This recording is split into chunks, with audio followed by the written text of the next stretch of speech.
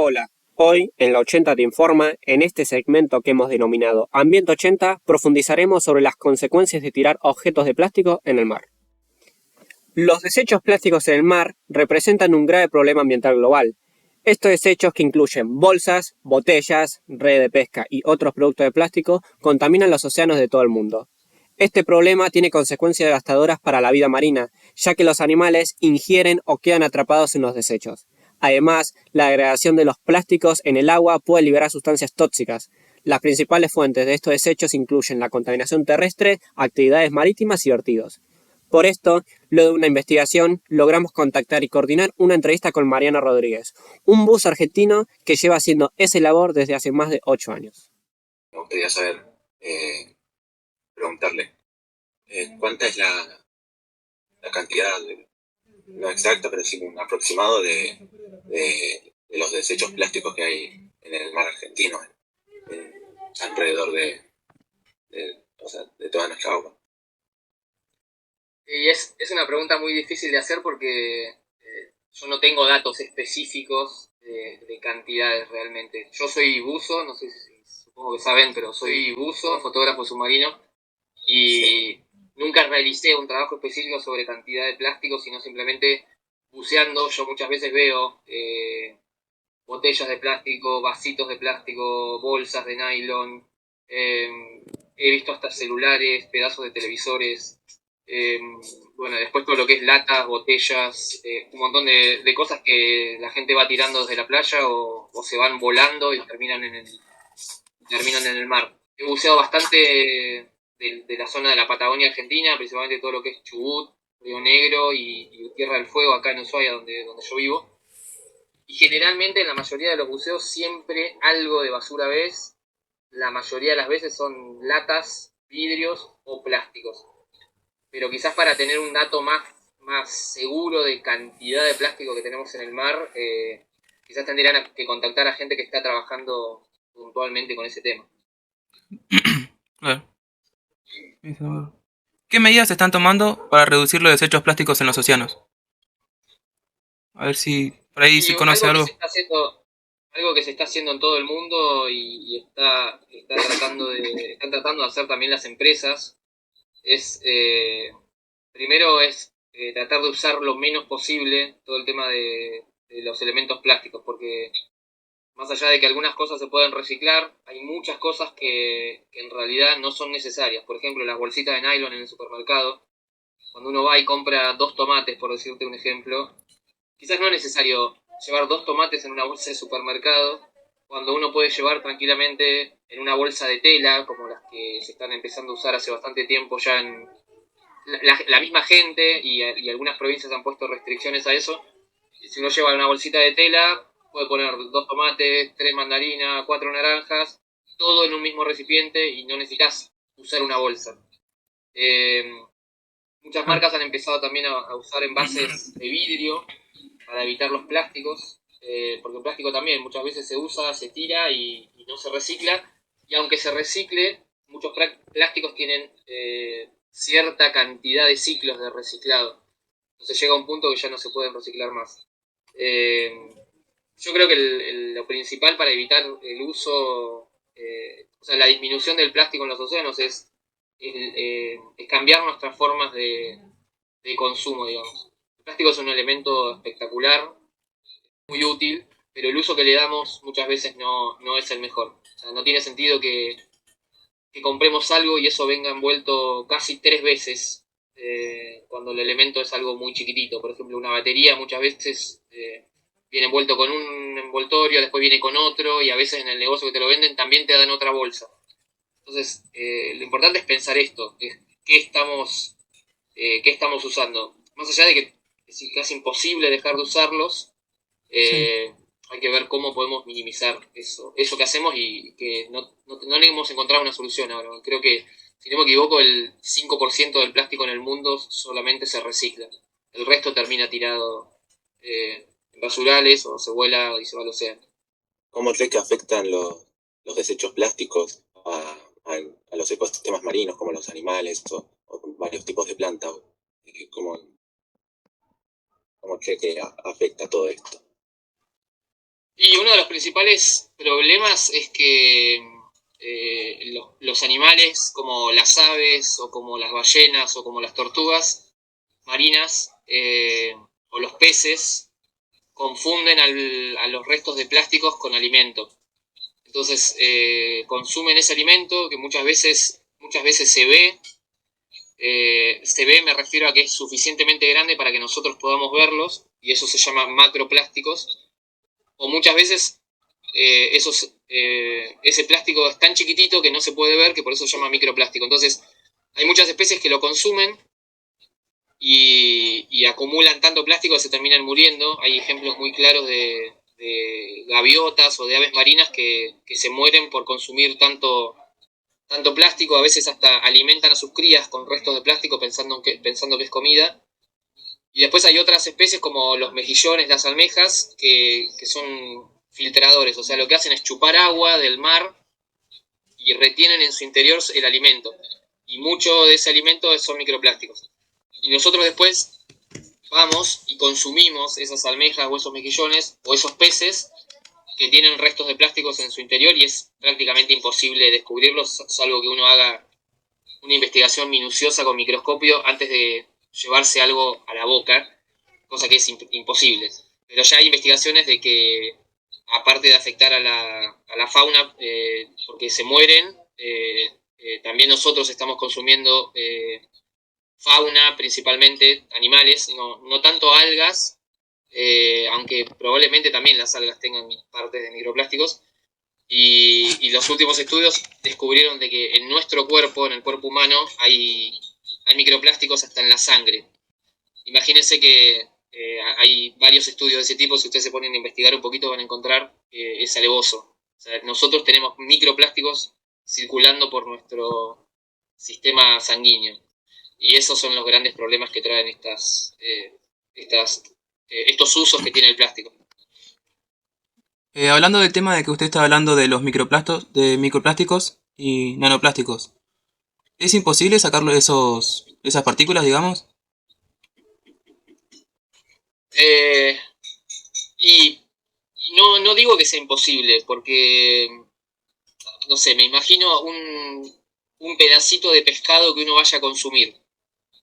Para que ese pescado esté completamente limpio de microplásticos o nanoplásticos, sería necesario que alguien previamente lo vea a microscopio y se tome el trabajo con algún tipo de elemento, que me imagino que será una pinza micro muy, muy chiquitita o algo así, no sé. Sí. Pero se tendría que tomar el trabajo de analizar ese pedacito de pescado, sacarle los miles de pedacitos que pudiera llegar a tener, los miles o los cientos, capaz que no son tantos, para después eso poder llevarlo a un comercio y que eso se venda. Eso no existe, eso es imposible de hacer. O sea, lo que se ha descubierto lo han descubierto los científicos que se han puesto a analizar algunos tejidos de pescado o la sangre del cuerpo humano, pero evitar que consumamos eso y que pase previamente por un análisis, se requeriría muchísima gente y muchísima plata para poder hacerlo. ¿De qué manera se puede evitar que los mismos animales y todos estos los seres vivos consuman estos desechos? Si hay alguna manera de evitarlo, aparte de obviamente no tirarlo a la playa ni al mar estos desechos. No, la realidad es que no me imagino alguna manera de evitar que, no sé, que un pez que vive en el mar, que una ballena, que un delfín, que una tortuga marina no coma restos de plásticos que están en el mar. O sea, también sería imposible que haya alguien controlando al pez y evitando que ese pez vaya y se coma un pedazo de plástico pensando que es otro pez más chiquito. Es prácticamente imposible también pensarlo. Lo único que podemos hacer como especie humana es tratar de que haya menos plásticos. Nosotros estamos hablando del mar ahora, pero esto pasa en tierra también, ¿no? O sea, otros animales terrestres también están consumiendo restos de plástico. ¿Qué pueden hacer las industrias para reducir su impacto en la contaminación plástica en el océano? Una pregunta. Yo creo que una de las de las claves es la reutilización de los envases, por ejemplo. Si hablamos de bebidas, por ejemplo, sería, mira, justo acá, hablando de plásticos, el otro día me compré una Gatorade. Sí. Esta botella la usamos y nosotros acá en Tierra del Fuego, en Ushuaia, lo que hacemos es, con estas botellas de plástico, las tenemos que son para seleccionar plástico, vidrio, cartón, aluminio. Una de las maneras que pueden tener las empresas para evitar que esa botella se use una sola vez y después se tire o se recicle nuevamente es tratar de volver a lo que se usaba antes, hace muchos años, que eran las botellas de vidrio. Hay algunas empresas que están empezando a hacer botellas de vidrio y creo que es una de las maneras en la que se podría dejar de usar tanto plástico. La botella de vidrio, que es retornable, se utiliza, o sea, se compra, se utiliza y después para ir a comprar otra tenés que llevar esa botella de vidrio, entregarla vacía y a vos te dan otra. Entonces esa botella entra de vuelta al circuito, se vuelve a llenar y se vuelve a vender. Entonces es una botella que puede durar un montón de años y de esa manera se evita el uso del plástico en el caso de las botellas. Hay muchas empresas que están dejando de usar plástico y empezaron a usar madera, que lo ideal sería que sea madera de plantaciones específicas que se usen para hacer, no sé, cepillo de diente, por ejemplo, de madera. Eso de la madera Entonces, no lo sabía. Está bueno. Claro, o sea, Sí. lo ideal, y ahí entramos en otra también, o sea, no es ir a cortar un bosque para usar madera para hacer un cepillo de diente, porque el cepillo de diente de madera es mejor que el de plástico, porque está rompiendo también un bosque. Claro. Pero si esa madera se usa de madera de plantaciones específicas para hacer determinada cosa, es un poco peor, digamos. La realidad es que todo lo que nosotros consumimos, absolutamente todo, tiene que salir de algún lado. Las cosas que están atrás, la puerta, los ladrillos que veo ahí, Ezequiel, en tu casa, la pared blanca que veo en la casa de Víctor, el celular, la compu que yo estoy usando, Claro. la ropa, todo lo que usamos sale de algún lado. O sea, no es que es mágico. O sea, el celular no se hizo solo. Al celular hubo que ir a buscar los elementos a varios tipos distintas de minas. Una mina de oro, una mina de cobre, una mina de litio para la batería. O sea, todo lo que nosotros consumimos sale de algún lado. Y eso tiene un impacto. Como humanidad tenemos un impacto. El mismo impacto que puede llegar a tener la fauna que necesita comer plantas, pero la diferencia es que los animales consumen lo que necesitan. Nosotros muchas veces consumimos cosas extras que quizás muchas veces no necesitamos.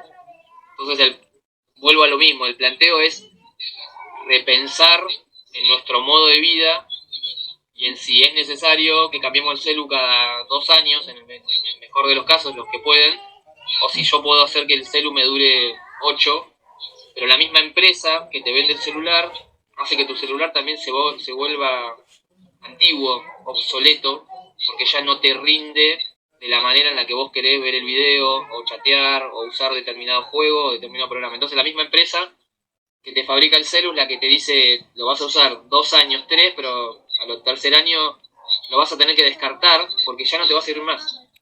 Y eso se llama obsolescencia programada.